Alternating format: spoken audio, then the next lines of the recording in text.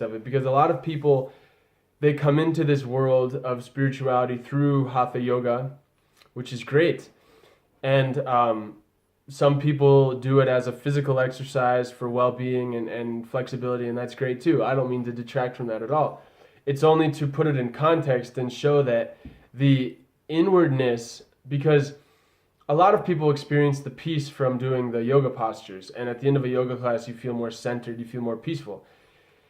And all I want to do is highlight that that is something, that's the beginning of it, and we should continue to go farther with that and realize that the goal of it is to have that interiorized mind and energy and peace all the time, not just during yoga practice. And so when you combine and you look at these four paths of yoga in their totality, we can see that every aspect of life is covered by them. Whether you're in yoga class, whether you're meditating, whether you're studying, or whether you're just living. And so that karma yoga, the yoga of action, where it's about right living, that's so important to complement the yoga practice. And so part of that is self-discipline and self-study. So I think a lot of people, they get the physical benefits from doing hatha yoga, but maybe they're not making an effort in the sort of yoga of action, the right action, right behavior, self-discipline, things like that, which also helps us attain peace.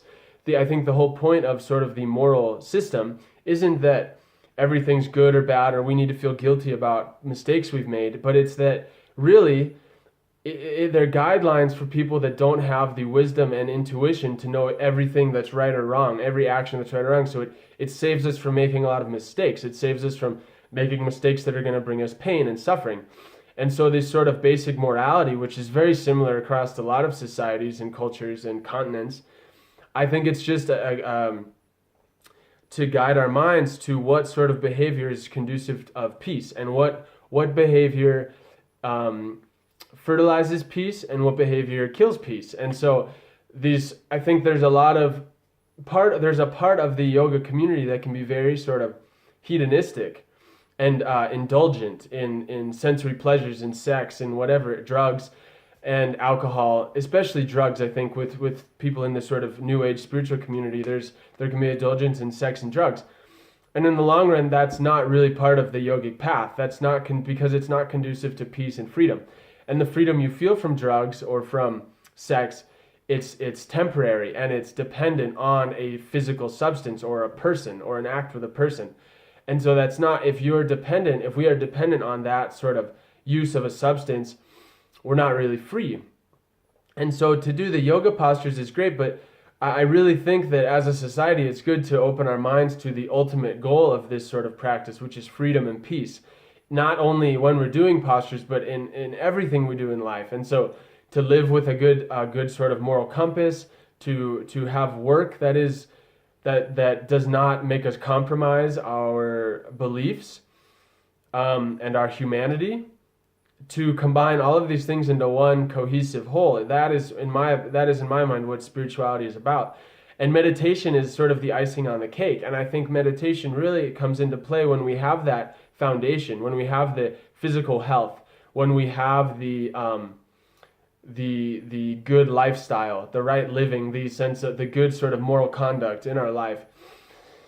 And, we keep our number of partners to a minimum. We try to discipline our senses, because yoga, the Indian yoga master Ramakrishna talked about how the fire of wisdom first attacks the passions, and then it attacks the ego. And so when we do develop a sense of wisdom or a sense of depth from our yogic practices, it is good that the passions become less, that fire of understanding and wisdom and peace actually diminishes our appetites, our physical appetites for pleasures. And that's not to say we can go do away with them. We don't have to do away with them at all, but we indulge in a wiser way, in a more disciplined way, in a more self-controlled way. And that can actually enhance the experience, because I think a lot of people don't realize that when your energy becomes dissipated, your sense of enjoyment also becomes dissipated. Everything becomes watered down.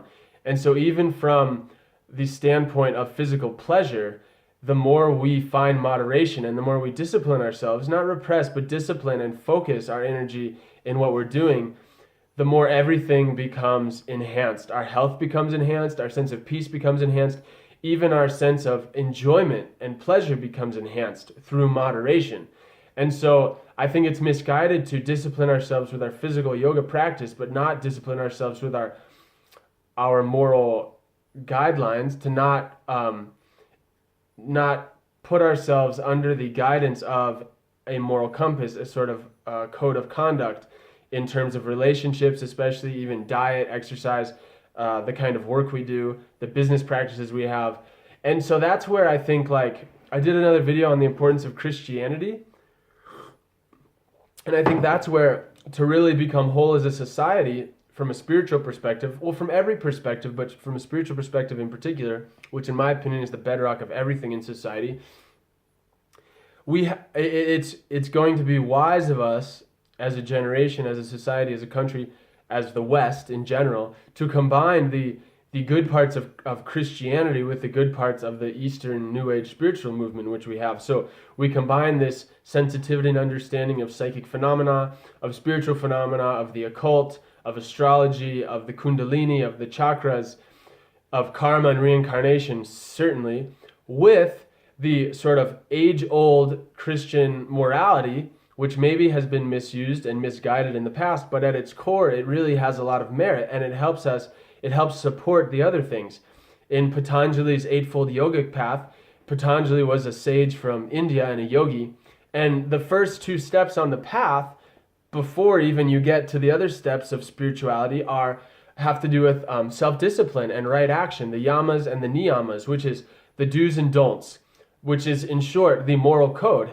And if you look at what he's prescribing, there's a lot of similarities between that and the orthodox and age-old Christian code of moral conduct.